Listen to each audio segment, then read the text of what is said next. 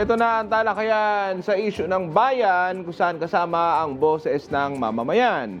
Kailan nga ba masabing kaduda-duda ang isang transaksyon sa bangko? Yan ang binusisi sa impeachment trial ni Vice President Sara Duterte. Himayin natin ang 10th day ng paglilitis. Makakausap po natin ngayong umaga ang legal expert na si Attorney Rufino Policarpio III. Good morning and welcome back to the program, Attorney. Good morning to both of you, Eve and Danielle. At sa lahat ng ating mga taga-panood, taga-pakinig, magandang umaga.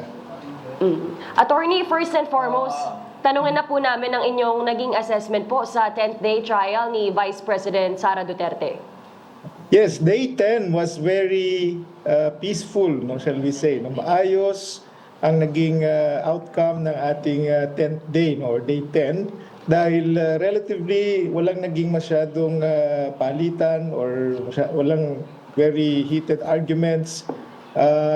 In fairness to the defense, they readily admitted to the evidence that was presented yesterday. So relatively, it was a nice, peaceful first 10th day, no, of the compared to other days. Ito po, masasabi natin na walang masyadong naging fireworks, no, palitan. So maganda ang naging outcome ng day 10 kahapon. Attorney, kasi naging mainit na talakayan yung unusual at suspicious. Ano po ba ang masasabi nyo rito? Kailan ba masabing suspicious o unusual ang isang transaction po sa bangko? Well, based on the testimony of both witnesses, no, unusual yung transaction as to the amount, no. So parang sinasabi nila hindi naman talaga pangkaraniwan na makakita ka na nagwi-withdraw ng ganong kalalaking halaga sa isang araw mula sa any party, public or private entity. Subalit hindi naman sila bilang mga bank officers, wala naman silang dahilan para pagdudahan yon. So hindi sa kanilang pananaw hindi suspicious dahil nga naman dumaan ito sa proper procedure. So hindi nila pwedeng sabihin o wala silang dahilan para sabihin na ito ay suspicious, no. So halimbawa nga may nagbigay ng example, itong transaction na to unusual to kasi napakalaki nga naman daw ng amount. Pero hindi mo sasabihin suspicious dahil sa tinawag naman nila ito sa bangko at tapos nag-reserve sila ng pera, yung tao na nag-withdraw siya yung nakapangalan doon, no, at sinigurado nila na tama yung accounts, no. So unusual but no reason to doubt or to be suspicious, no. Kumbaga ang sinasabi nila kung halimbawa in an extreme example ito ay government account ng OVP, no? Tapos may nagdeposito diyan mula sa ibang private individual, may malaking amount, tapos withdraw nila yun magkakaroon ka ng dahilan kasi nga hindi naman galing sa gobyerno yung pondo. So yun maaaring maging suspicious. So doon yun ang kanilang analogy na unusual and suspicious, pero yung kahapon na binanggit ng ating mga testigo, sa kanila wala silang dahilan para pagdudahan yung nangyaring transaksyon. Okay, pero Attorney Penny, paano masasabi kung kasi 'di ba ang usapin dito ang allegation is misuse, 'di ba? Parang ang sinasabi parang hindi tamang paggamit po ng pondo. Kailan po papapasok dito yung sinasabing illegal na paggamit ng pondong ito? Okay, so ang mga susunod na patutunayan o ibigyan ng ebidensya ng ating prosecution is paano ba ito ginamit. Yeah. So ngayon, wala nang duda dun sa nangyari ba itong transaction na ito, nakuha ba yung pera talaga. Yun, settled na yun. No? And it's a very good thing dahil hindi na natin pag-uusapan yun kung totoo o hindi yung transaction. Pero ngayon, ang susunod na kabanata ay paano ba ginamit ito? Yun. At kung saan ito ginamit at tama ba yung proseso ng pag-liquidate.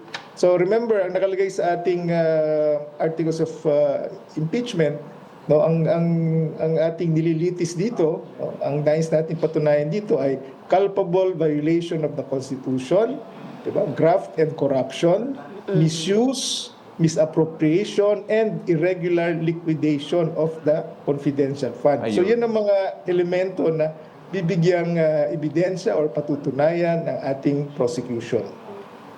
Alright, sir, may mga physical evidence at dalawang dating bank executives ang nagsabi na may mga transactions. Ano po ba ang dapat patunayan ng prosecutors, attorney? Okay, as we already mentioned, kailangan natin ng testimonial and maybe further documentary evidence in the next trial dates. No?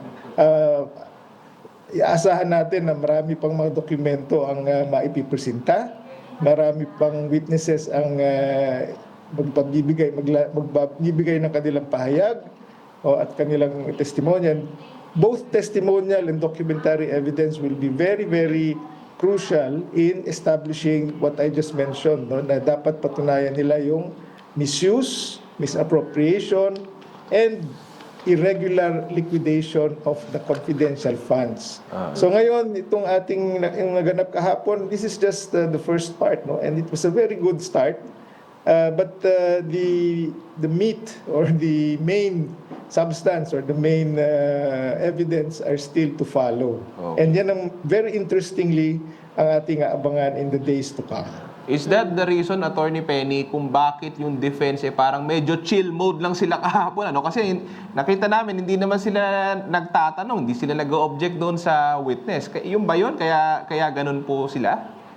Yes, kahapon, in fairness to the defense, they were, in their words, they chose not to be petty. In other words, hindi na nila, hindi na nila question yung authenticity ng dokumento dahil in effect, inaamin nila na totoo yan, nangyari yan, naganap yan, and hindi na natin kailangang questionin yan. So it was it was an admission, and therefore, from there, the next steps would be very, very important.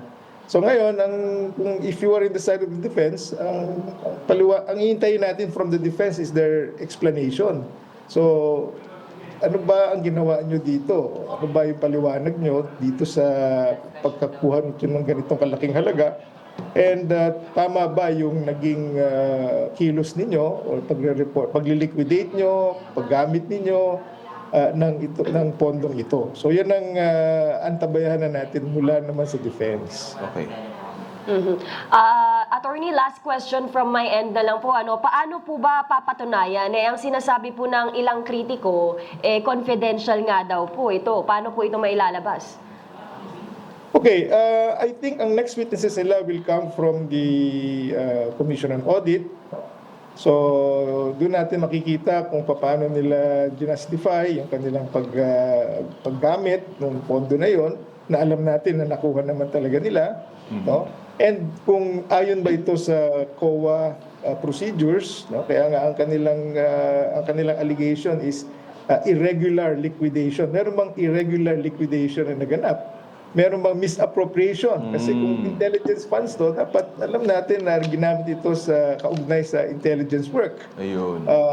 Again, misappropriation. Tama ba yung kanilang purpose for disbursing? So yan ang mga mahalagang katanungan na dapat mailatag sa atin ng prosecution. And at the end of that, yung explanation naman ng defense na ito ang aming ginawa at ito yung aming ebidensya para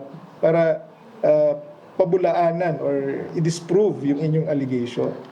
Okay, Attorney Penny. So, ibig sabihin, more on ano talaga ito, kuusapin nung paano ni-liquidate at saka paano talaga, saan napunta yung pondo. Okay, maraming salamat po sa inyong panahon.